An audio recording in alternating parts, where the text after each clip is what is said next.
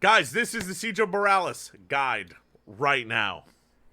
Siege of Boralus guide right now. The first boss of Siege of Boralus is a big ogre. Kind of looks like Butt Soap, if you guys know who Butt Soap looks like. He's a big fat man. And what he does is he's kind of slow, but what he does is he chases down players like it's food. All right, seriously, think of Butt Soap and treats and stuff like that. He chases down players because it's food.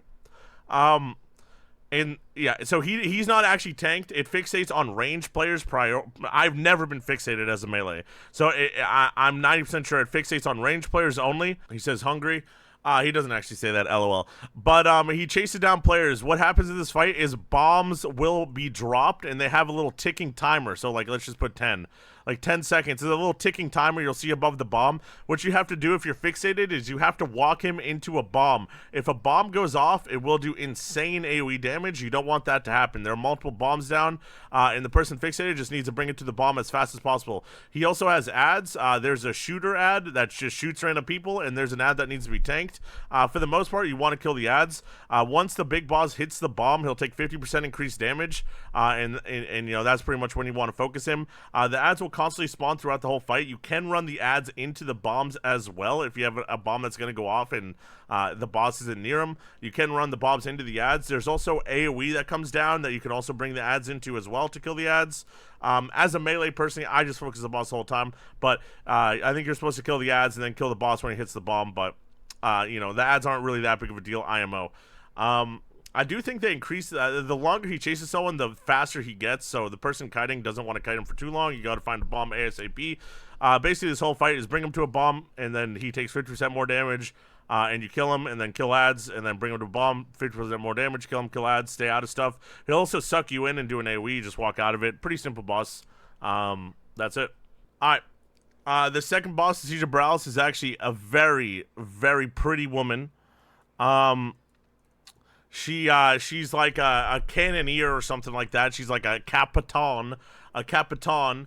And there's a big boat on the side.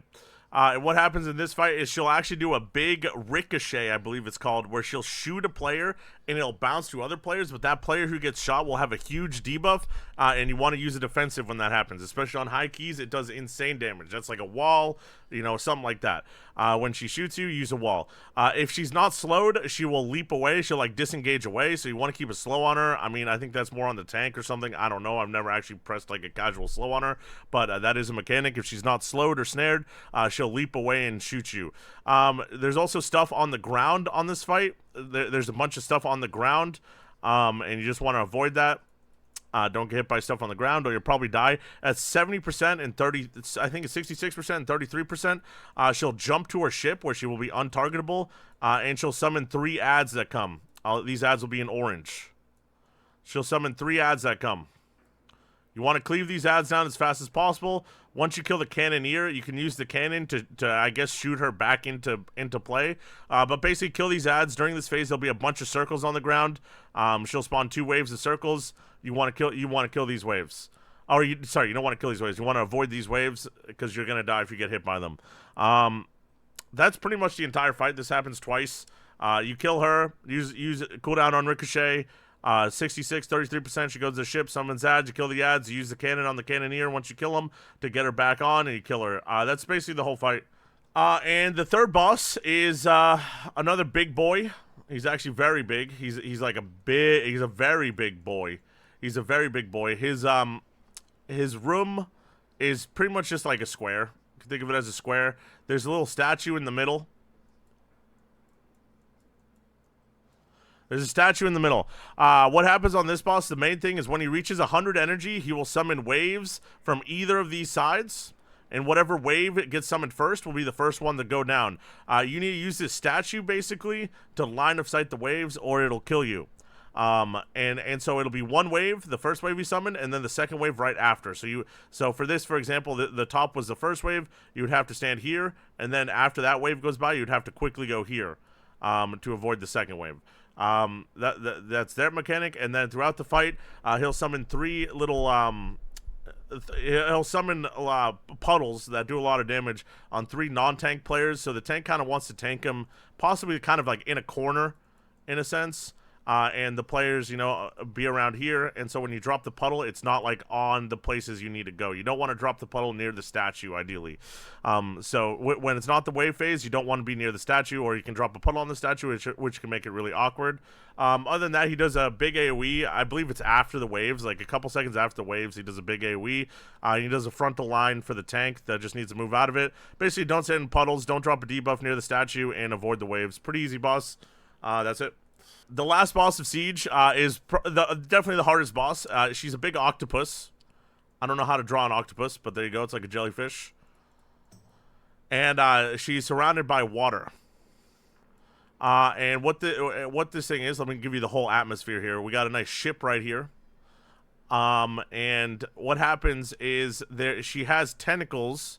There's a destructor tentacle and there's a grip tentacle. This grip tentacle holds a player that keeps crying for help. He's like, help me, help me. He's like the capitan of the ship, I guess, or something like that. And he got invaded by the big boss. You want to kill the destructor tentacle first. The destructor tentacle does a slam every like 10 to 15 seconds. That does insane AoE damage, especially on higher keys. You don't necessarily want to use a defensive here, but you do want to use a defensive if you get this next mechanic. She will also summon 2 debuffs on 2 random players that deal massive damage. These debuffs can be dispelled. Dispellers have a 7-second cooldown on dispel. So they can only dispel 1 at a time. Ideally, they dispel the squishier target, and then they heal the fuck out of the other target until they can dispel it as well. And if you get this debuff and the slam happens at the same time, you will most likely die unless you use a defensive cooldown. So just be really aware to not get comboed by the debuff and the slam. That's when you want to use a defensive. Anyway, you kill the destructor tentacle first. That does the slam. And then you kill the gripping one. So everyone on the destructor one and then the grip one. She also does like an AoE on the floor. Bunch of swirlies on the floor. Just avoid the swirlies. That's basically this whole fight. After you kill the grip tentacle, a cannon will be available to shoot the boss. One player just needs to go in the cannon and shoot the boss. That's how you kill the boss. There's 3 different platforms. The second one is over here. This one is going to be the destructor one. You basically rinse and repeat this whole fight. Debuffs come out. It's very healing intensive. The debuffs do a lot of damage, especially on higher keys.